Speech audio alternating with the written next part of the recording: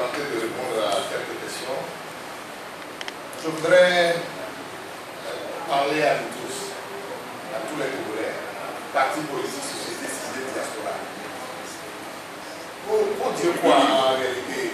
Le combat qui est le nôtre aujourd'hui, enfin le combat que nous avons engagé depuis des années contre la dictature qui nous régente, c'est un combat difficile.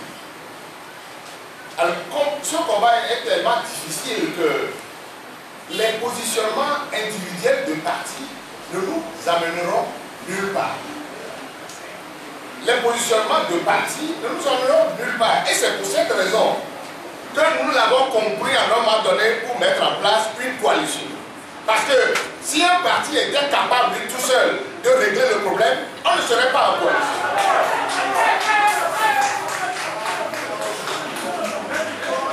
On s'est mis en coalition parce que nous avons compris que le combat est difficile. Un parti pris isolement, oui, il fera ce qu'il peut.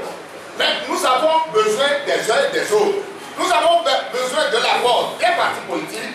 Nous avons besoin de l'apport de la société civile. Nous avons besoin de l'apport de la diaspora. Et ça a fonctionné de manière harmonieuse pendant 18 mois. Nous avons mis ce pouvoir sous pression.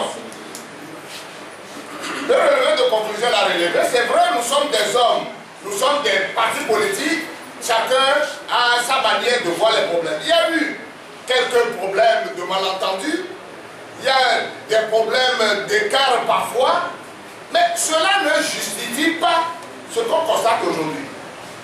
Cela ne justifie pas que le combat qui doit être un combat d'union de tout le monde, rien ne peut justifier aujourd'hui qu'on aille de tous les côtés, chacun de son côté, pour dire quoi. Alors, aller de son côté pour faire quoi à la fin?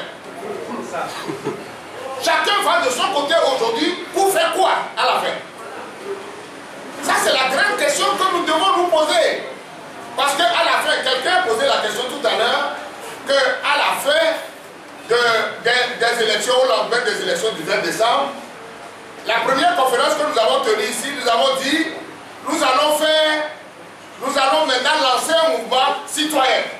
Parce qu'à un moment donné, nous avons compris nous-mêmes, en tant que parti politique, que même au niveau de la C14, ça ne suffisait pas. Il faut tendre la main encore un peu plus à tous les citoyens, quel que soit leur bord, qu'ils soient engagés politiquement ou non. Alors, au moment où on dit qu'il faut aller ratisser l'âge, ce n'est pas en ce moment que nous allons nous effriter à l'intérieur de nous-mêmes. Parce que ça ne se comprend pas. Parce qu'aucun argument aujourd'hui ne peut me convaincre que partir, provoquer l'éclatement de la C14 est la bonne solution. C'est une mauvaise solution. Parce que ça n'apportera rien.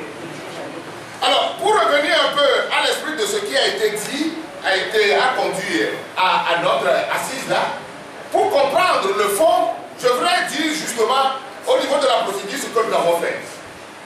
Nous avons estimé à un moment donné qu'après 18 mois de combat, il faut s'asseoir pour faire le bilan. Parce que c'est nécessaire. Vous ne pouvez pas faire un combat de 18 mois sans vous asseoir pour dire comment on fait le bilan. Apprécier ce que vous avez fait de bien et déplorer ce que vous avez fait de mauvais et corriger le tir. C'est comme ça qu'un homme normal se comporte. Vous ne pouvez pas amener les populations dans la rue pendant 18 mois sans faire de l'autocritique vous-même, sans faire de bilan. Et sur le principe de bilan, tout le monde était d'accord. Tout le monde était d'accord qu'on doit faire un bilan. Alors, pour que le bilan soit fait, où les assises se tiennent de manière correcte, qu'est-ce que nous avons fait? Nous avons dit, il faut mettre une cellule en place, une cellule préparatoire. Cette cellule a préparé pendant plus de 2 semaines ces assises-là. Et on nous a transmis les conclusions de la cellule.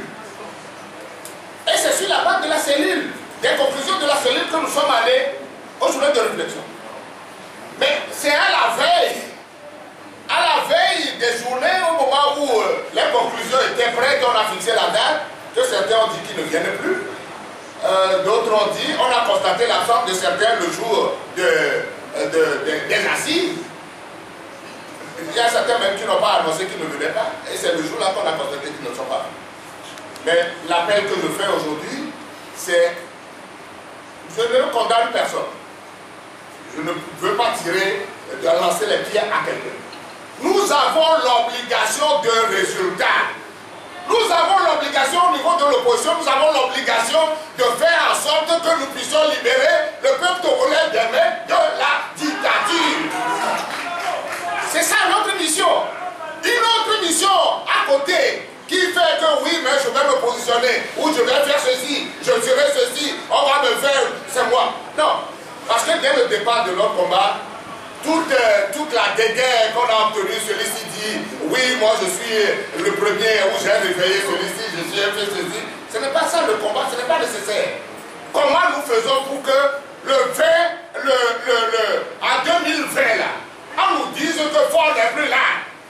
Qu'est-ce que nous faisons? En réalité, c'est ça justement notre préoccupation.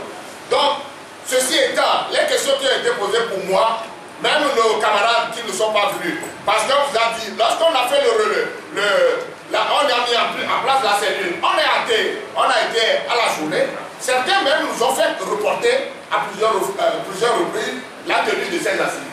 Mais lorsque nous sommes revenus en personne normale, nous avons dit, il faut quand même partager les conclusions avec nos camarades. On les a invités à venir partager les conclusions de nos assises. On vous l'a dit tout à l'heure, certains sont venus, d'autres ne sont pas venus. Mais nous ne sommes pas découragés pour autant. En dehors d'eux, nous avons partagé ces conclusions avec des partis politiques qui ne sont pas même membres de la coalition. Nous avons partagé les conclusions avec la société civile et la diaspora. L'appel que nous faisons, nous lançons à partir de cette conférence, c'est de faire en sorte que tous ceux qui ne sont pas venus aux assises là puissent réfléchir et revenir regagner les rangs. C'est pour ça que je dis on ne jette de pied à personne, parce que c'est unis que nous gagnerons la bataille. Unis que nous gagnerons.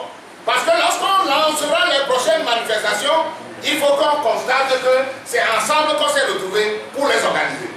Que quelqu'un organise ces manifestations de son côté, l'autre ici et là, quel résultat on obtiendra? Ensemble, on sera plus fort. Et c'est pour ça que la question qui a été posée, j'en profite pour répondre rapidement à la question concernant la mobilisation citoyenne que nous avons lancée. Nous avons fait notre bilan. Comme le Colibri, nous avons fait notre part. La société civile sera comment vous appelez ça? En forum à partir de vendredi et samedi. C'est pour réfléchir à la même question. C'est vendredi et samedi. Donc, les conclusions auxquelles nous sommes parvenus au niveau de la coalition, eux aussi, ils vont tirer leurs conclusions. Et ensemble, on mettra ces conclusions-là pour que finalement, on dessine une ligne directrice pour les prochaines manifestations et pour savoir ce que nous faisons réellement. On a posé la dernière question à laquelle je vais répondre rapidement. On nous demande, est-ce que, même s'il n'y a pas de réforme, est-ce qu'on ira aux élections? Mais en réalité, ce qui nous a mis dans la rue, c'est le problème des réformes. Aucun parti politique aujourd'hui ne peut dire, même s'il n'y a pas de réforme là, moi je vais aux élections. Ça ne se comprend pas. Ça ne se comprendra pas. Donc nous devons faire la pression nécessaire pour que les réformes là se fassent. Mais au même moment, on est en train de réfléchir aux partis politiques, ce que nous disons, c'est que nous nous battrons pour les réformes. Mais nous n'allons pas croiser les bras. Et que si c'est à la veille des élections que les réformes sont faites, c'est à ce moment qu'on va dire comment on fait maintenant pour préparer les élections. Un parti politique ne se comporte pas comme ça. Nous allons commencer à réfléchir sur l'organisation des élections. En même temps, nous nous battrons pour les réformes. Si on a les réformes, on va aux élections. Les deux vont de pair. C'est comme ça qu'un parti politique fonctionne. Et c'est comme ça que ça doit marcher. Alors personne ne peut nous faire le reproche aujourd'hui en tant que parti politique. Pourquoi vous réfléchissez à l'organisation des élections? C'est anormal. C'est vraiment anormal quand on dit à un parti politique pourquoi vous pensez à l'organisation des élections. Nous disons, nous nous battrons pour les réformes, mais au même moment, nous devons réfléchir, anticiper sur les événements pour que le moment vienne, les choses ne nous surprennent pas. C'est dans cette pensée que nous sommes. Je vous remercie.